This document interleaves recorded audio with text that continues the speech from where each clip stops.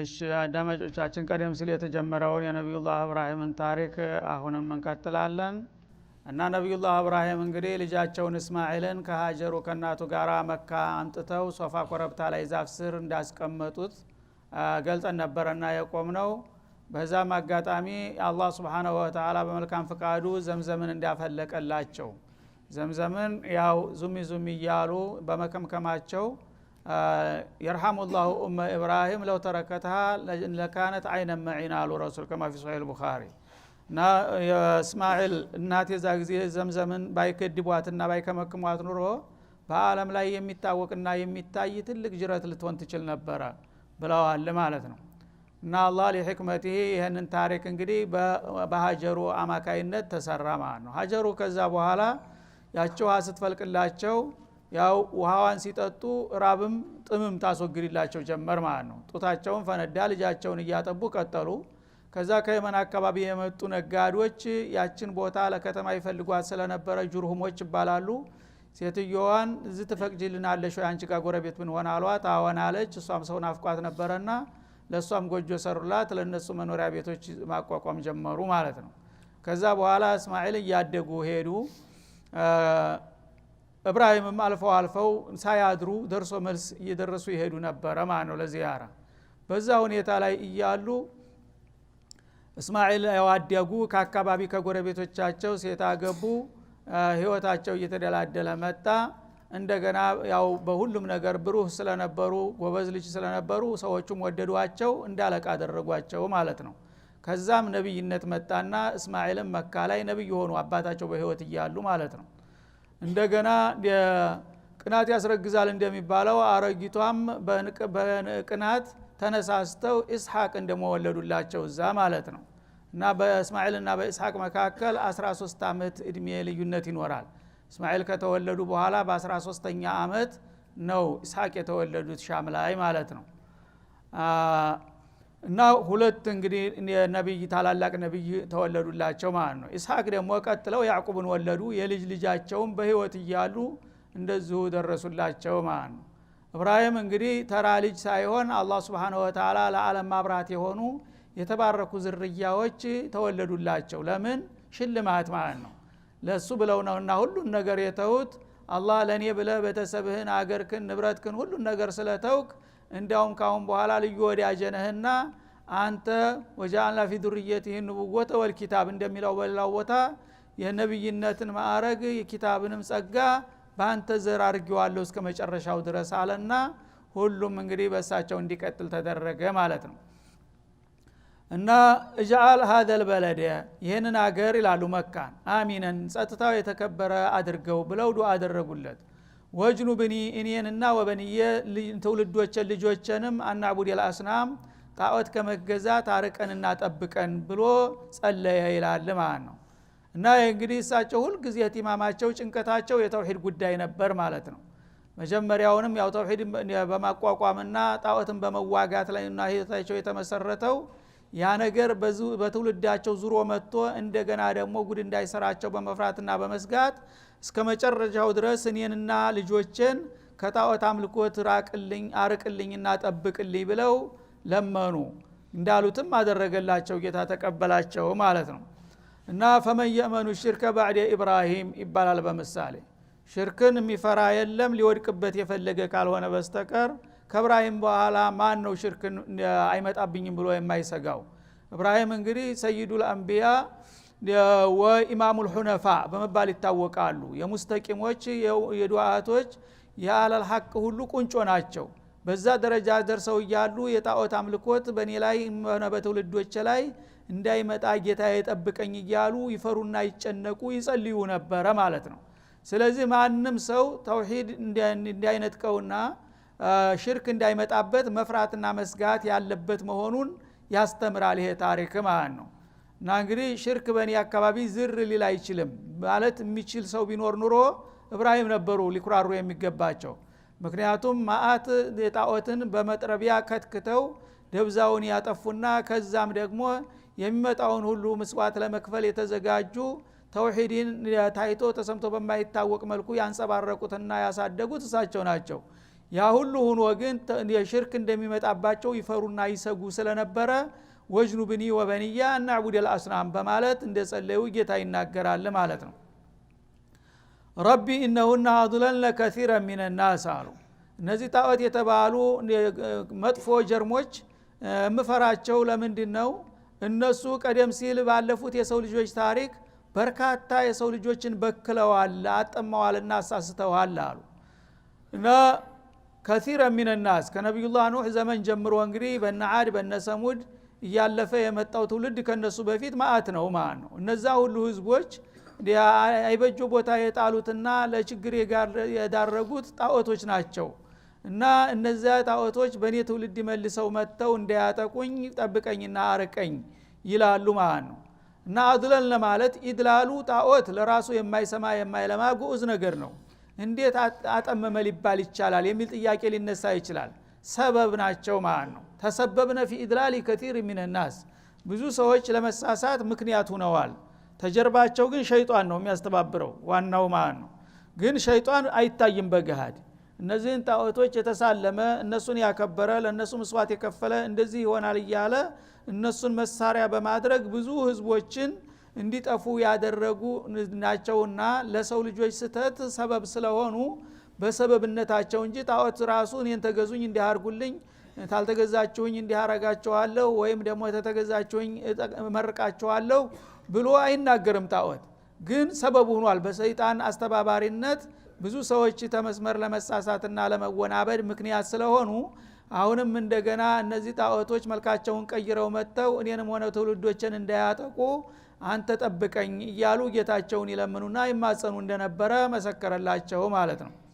ፈመን ተቢዓኒ ፈኢነሁ ሚኒ እና ይሄን የተውሂድን መንገድ እኔን ተከትሎ በእኔ ፈለግ የሚጓዝ ትውልድ ያው የኔ አካል ነው፣ የኔ ወገን ነው። የኔ ተከታይ እስከሆነ ድረስ ለኔ የምሰጠውን ጸጋ ሁሉ አካፍለው አሉ ለተከታዮቻቸው ዱዓ ሲያረጉ። ወመን አሳኒ እኔን ደግሞ አልቀበልም ብሎ ያመፀ ካለ የተውሂድን ጸጋ አልቀበልም ተሽርክ አልላቀቅም ብሎ የሚያምፅ ካለ ደግሞ ፈኢነከ ገፉሩር ረሂም ለሱም ቢሆን አንተ አዛኝ ሩህሩህ ነውና ብዘነው ሂዳያ ስጠው አሉ። ኢብራሂም እንግዲህ የመጨረሻ ለሐሊሙን አዋሁን ሐሊም የተባሉት ለዚህ ነው ማለት ነው።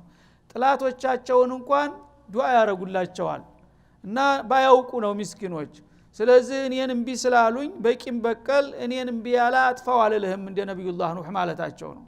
እና እሱንም ቢሆን አንተ አላ ኩል ሸይን ቀድር ነህና ሂዳያ ስጠው መልሰው ወደ ተክክለኛው መንገድ ምህረትህን እድለው ነው የምልህ በማለት ለቀንደኛ ጥላቶቻቸው እንኳን ሳይቀሩ ፈኢነከ ገፉሩር ረሂም አንተ ምህረተ ሰፊ ሩህሩህ ነህና ይሄን ሰውዬ ሂዳያ ብትሰጠው ትችላለህ፣ ለምንድነው የሚጠፋውና የምትጨክንበት በማለት ይጸልያሉ ማለት ነው። ይሄ እንግዲህ በጣም የመጨረሻ ረፊቅና አዛኝ ሩህሩህ መሆናቸውን ነው የሚያሳየው ማለት ነው። እና ነብዩላህ ዒሳ እንቱ አዲቡን ፈኢነሁም ዒባዱከ ወኢን ተግፊር ለሁም ፈኢነከ አንተል ዐዚዙል ሐኪም ነው ያሉት። ኮስታራ ናቸው ማለት ነው። እና ልትቀጣቸው ከፈለክ በጥፋታቸው መብትህ ነው ቅጣቸው አሉ፣ አመፀኞች ናቸውና። ልትምራቸውም ከፈለክ ደግሞ አንተ አሸናፊ ጥበበኛ ነህ፣ እኛ ምንም ያገባን ነገር አለ አሉ። ግን መቀጣታቸውን እንደሚመርጡ ያጠቁማል የዒሳ አገላለጥ ማለት ነው። ኢብራሂም ግን የኔ ተከታይ የሆነ የኔን መፈለግ የሚከተለውን የኔው አካል ነው፣ ያው ለኔ የምሰጠውን እድል ስጠው።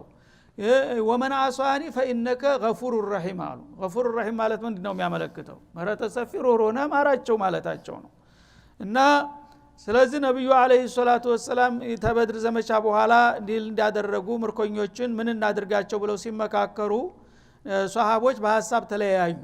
አቡበክር እነዚህ ሰዎች ያው በመብዲያ ተለያይተን ነው እንጂ ዘመዶቻችን አካሎቻችን ናቸው፣ መጨከን የለብንም፣ አላህ እድል ሰጥቶናለኛ እና እነሱን ብንገላቸው አሁን ደማቸውን አንጠጣ ስጋቸውን አንበላ ምን ያረጉልናል?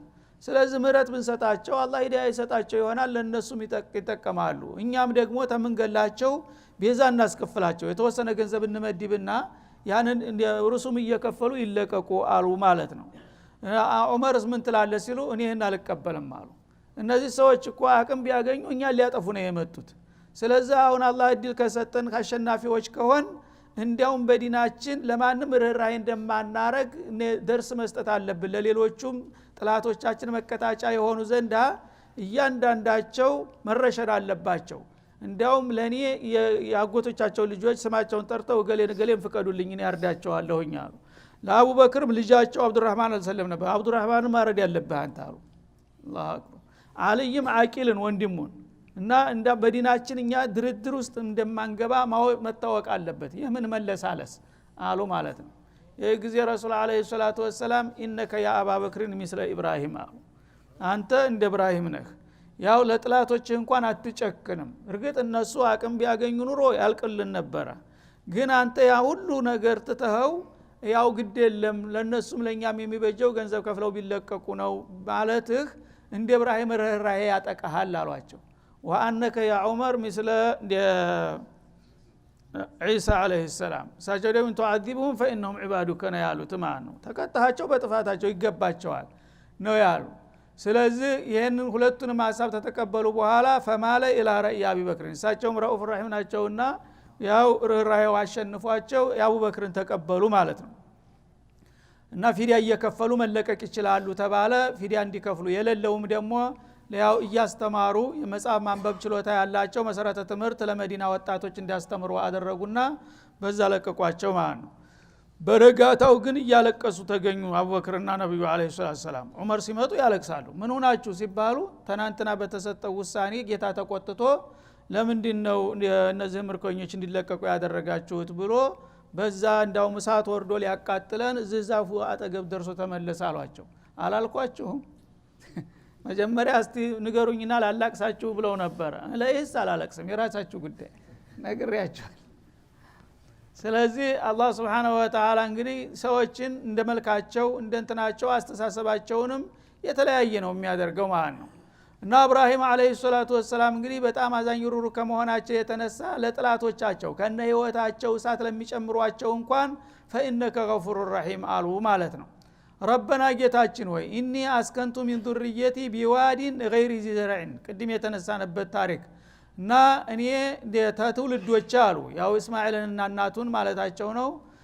ምንም ዘር የሌለበት አንድ ነገር የህይወት ሙቀዊማት የማይገኝበት ምንም ነገር የማያበቅል ባዶ አሻዋማና ደረቅ ቦታ ላይ በአንተ ትእዛዝ ወስጄ ጥልያለሁኝ ቤተሰቤን አሉ።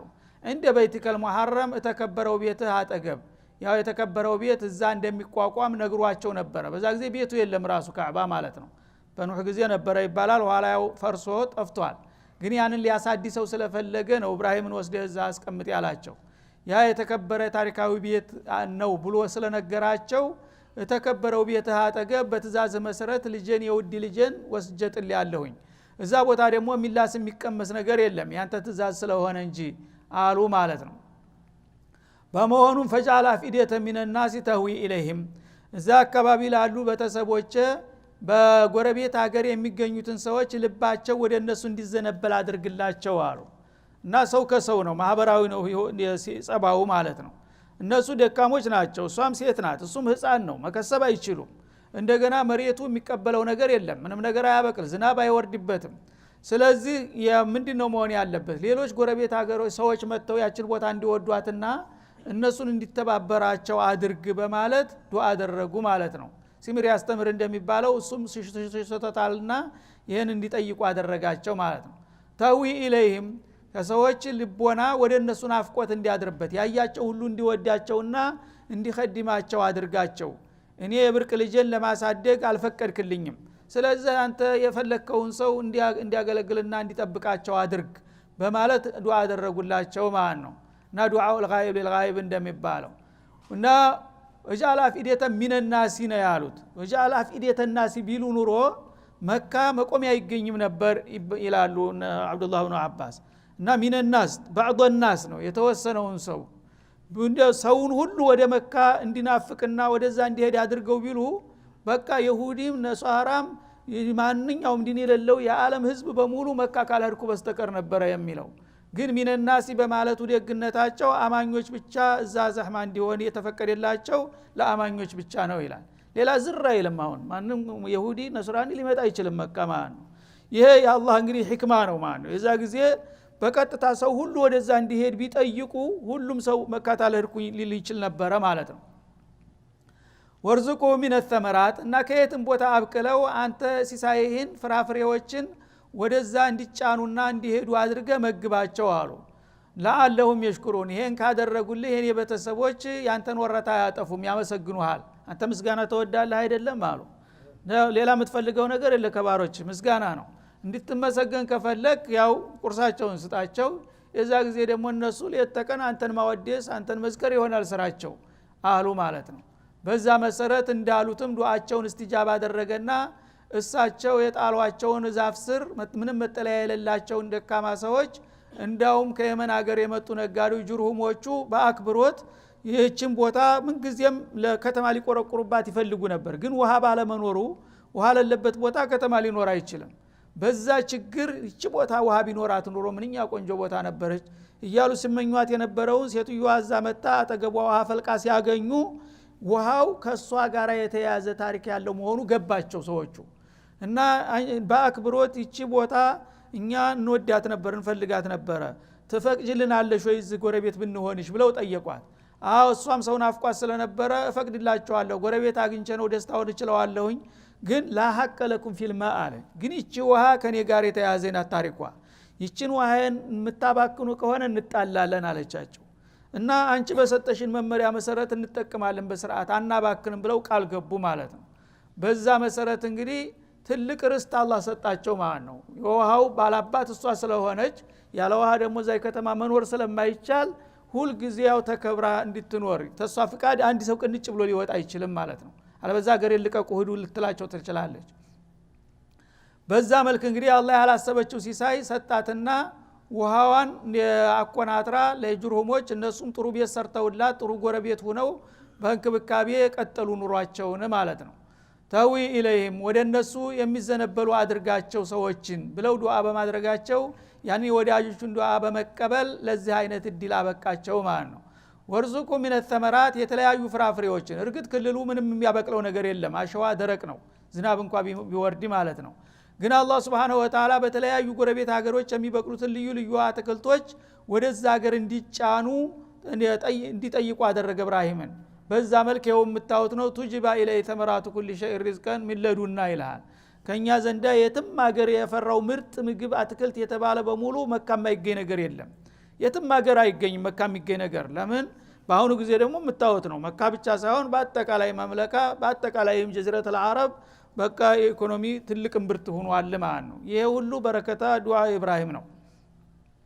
የሊረሳ አይገባም። ያላህ እንግዲህ ለዓለሁም የሽኩሩን ብለዋልና የዚህ እድል ተጠቃሚ የሆኑ ሁሉ ለጌታቸው በቃልም በተግባርም ሁልጊዜ ማመስገን ያለባቸው መሆኑን ይጠቁማል ማለት ነው።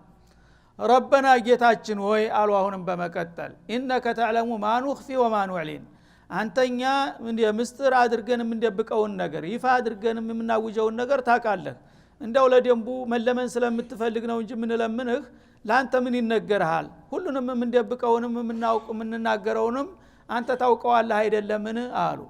ወማ የኽፋ ዐለላሂ ሚን ሸይኢን ፊል አርዲ ወላ ፊስ ሰማእ ፈድለን ዐን ሹኡኒና የኛ የግለሰቦች ጉዳይ ይቅርና በዓለም ደረጃ በሰማይም ሆነ በምድር በአንተ ላይ የሚደበቅ ምስጢር እንደሌለ አውቃለሁኝ። ግን ያው ስለ ጭንቀቴ ብቻ ለመግለጥ ነው እንጂ ዱዓ የማረገው እንዲያርግልኝ የምልህ አንተን የማታቀው ነገር ኑሮ ላስረዳህ አይደለም። ሁሉን ነገር በሰማይ በመሬት በጨለማ በብርሃን በቅርብ በሩቅ ያለውን ነገር ሁሉ የምታውቀው መሆንን ያውቃለሁኝ። ግን እኔ ባሪያህ እስከሆንኩኝ ድረስ የሚያስፈልገኝን ነገር መጠየቅ ስላለብኝ ብቻ እጠይቅሃለሁኝ አሉ ማለት ነው። ከዛም ደግሞ አንድ ሰው እንግዲህ ዱዓ ሲቸግረው ጌታውን መማጸንና መለመን ብቻ ሳይሆን ጌታው ያደረገለትን ነገር ደግሞ ደጋግሞ ማመስገንና ማወደስ አግባብ ነው ማለት ነው። ለዛ ለተሰጠው ኒዕማ ማሰሪያ የሚሆነውም ሹክር ሲመጣ ነው። ሹክር ከሌለው ሲቸግርህ ብቻ ጌታን ጠይቀህ ሲያሟላልህ የምትረሳው ከሆነ ያ ነገር ዋስተና የለውም ነገም ሊሄድ ይችላል ማለት ነው። ስለዚህ ይህንም ስለሚያውቁ አልহামዱሊላህ الذي وهب لي على الكبر اسماعيل واسحاق አሉ። በአረጀ ባፈጀ በመጨረሻ እድሜ በቃ ተስፋ ተቆረጥኩኝ በኋላ የተባረኩ እስማኤልና ኢስሐቅ የተባሉትን ልጆች የሰጠኝ ለሆነው ጌታ ለአላህ ምስጋና ይገባው አሉ ማለት ነው። እና መጀመሪያ እሳቸው የስም መጥሪያ ተራ ልጅ እንኳን ይወለድልኛል ብለው ያሰቡና እየተመኙ ቆይተው ተስፋቸው በጣም እየመነመነ ነበር። በመጨረሻ ግን ተራ ልጆች ሳይሆኑ የዓለም ኑር ብርሃን የሆኑ ምርጥ ልጆች አላህ ሰጣቸው። እነዚህ ልጆች ስለሰጣቸው ለጌታቸው ታላቅ ምስጋና ቀረቡ ማለት ነው። እና እስማኤል እንግዲህ በሀጀሩ በኩል መካ መጥቶ እዚህ እንዲያድግና የመካ ባላባት እንዲሆን እዚሁ እንደገና ነብይነትን ተቀብሎ አካባቢውን እንዲመራ እሳቸው ደግሞ ኢስሐቅን አሳድገው በእግራቸው ደግሞ በሻም ሀገር ኢስሐቅ እንዲተካ ከዛም ያዕቁብ ደግሞ እንዲወለድ ቀጥለው እነ ዩሱፍ እንዲመጡ የተደረገ በዚህ ዱዓ ውጤት ማለት ነው።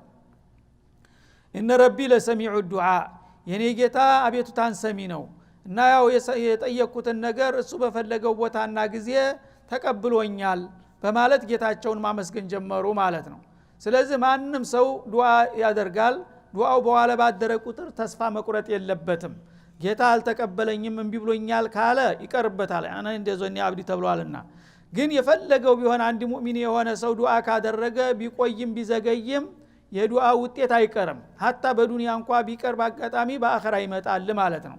ስለዚህ ኢብራሂም 100 አመት ሙሉ ነው ዱዓ ሲያረጉ የኖሩት እና እስማኤል የተወለዱት ለ100 አመት አንድ ብቻ ስትቀር በ99 አመቷ መጨረሻ ላይ ነው እስማኤል የተወለዱላቸው ማለት ነው። ኢስሐቅ ደግሞ በ112 አመት ነው የተወለዱላቸው በእድሜያቸው ማለት ነው።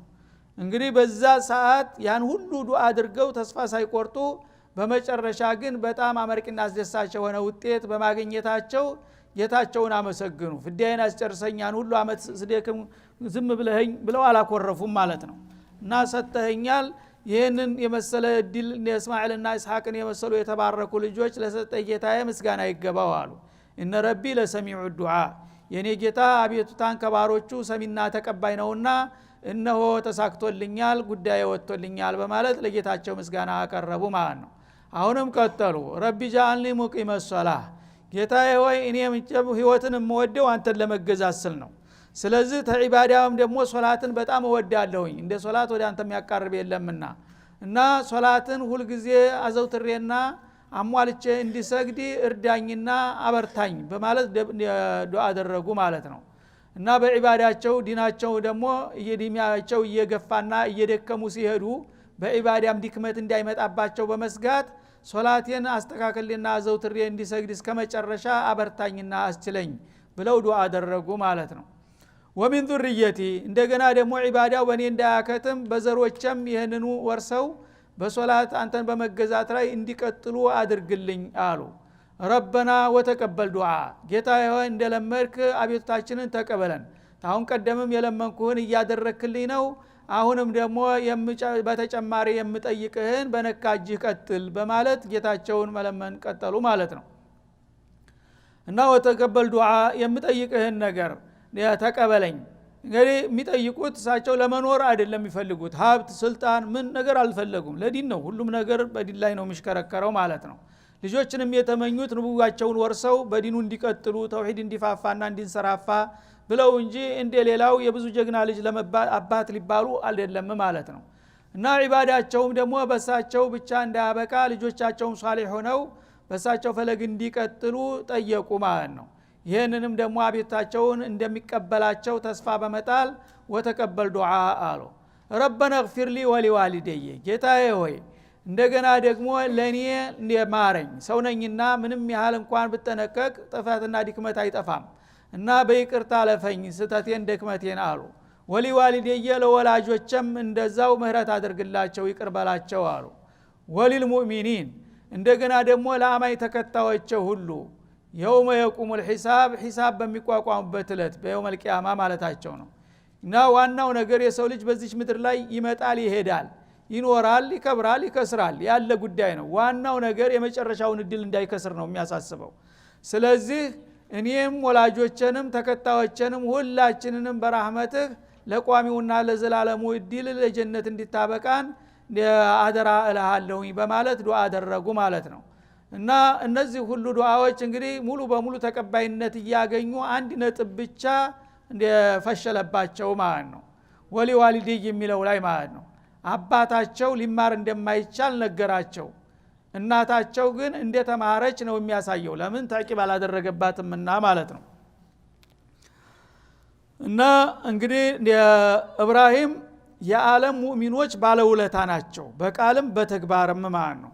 በተግባርም የተውሂድን በታይቶ በማይታወቅ መልኩ እንዲሰራፋና በአለም ላይ አብቦ እንዲያፈራ ያደረጉት እሳቸው ናቸው ማለት ነው።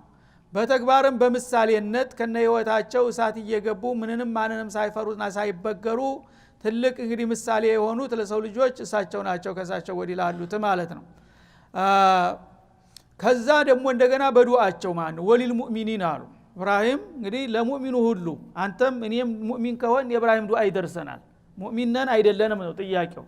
ሙእሚን ከሆነ ማንኛውም ሰው ከዛ ዕለት ጀምሮ እስከ ዓለም ፍጻሜ ድረስ የኔ ኡመት ብቻ አይደለም ያሉት ለአማኞች ሁሉ ማራቸው ነው የሚሉት። ስለዚህ ሙእሚን የሆነ ሰው ዘረተል ኢማን ያለው ሰው ሁሉ የኢብራሂም ዱዓ ይደርሰዋል ማለት ነው። ከኢማን ክልል ከወጣህ ግን فلا تلومن الا نفسك ራስክን ውቀስ።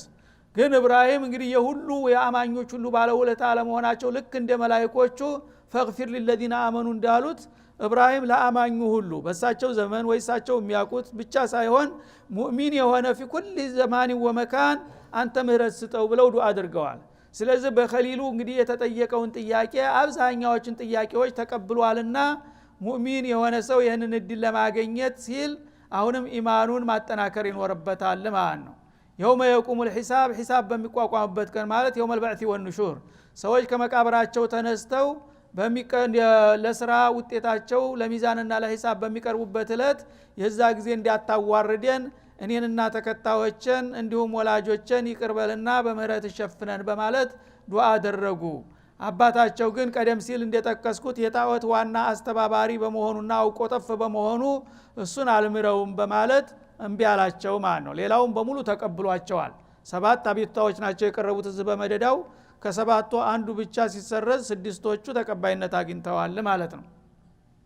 ወላ ተሕሰበነ አላህ ጋፊለን አማ ያዕመሉ ዛሊሙን ይላል እና አላህ Subhanahu Wa Ta'ala እንግዲህ የወዳጆቹን ታሪክና ጀብዱ ወይም ዝና ባጭሩ ተጠቀሰ በኋላ ከሃዲዎቹና ጠማማዎቹ ደግሞ ዛሊሞች ናቸው ራሳቸውን ጭምር የሚበድሉ ማለት ነው።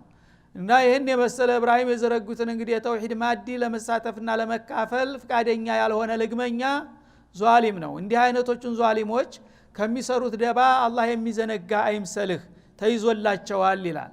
እንግዲህ የሰው ልጅ አቂል እስከሆነ ድረስ የኢብራሂምን ፈለግ ተከትሎ በተውሂድ ጎዳና ነበረ መጓዝ ያለበት። ግን ይሄን የመሰለ ብርሃን ያልተቀበሉ ግፈኞች አሉ ከሱም ዘር ጭምር ማለት ነው።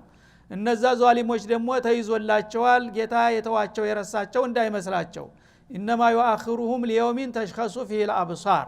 እነዛን ግፈኞችና ዛሊሞች አላህ የሚያቆያቸውና የሚያዘገያቸው አይን የሚፈጥበት ቀጠሮ ዕለት እስከሚደርስላቸው ነው ይላል። ቂያማ እስከሚመጣ ማለት ነው። ቂያማ በሚመጣ ጊዜ በቃ ቂያማ ደርሷል ሙታን ተነሱ ተብሎ አዋጅ በሚወጣበት ጊዜ አንኛውም አንነሳም ያለው ጥጋበኛና ትቢተኛ ሁሉ በሙሉ በያለበት ልክ እንደ በቀልት ገንፍሎ ይወጣል ከመሬት።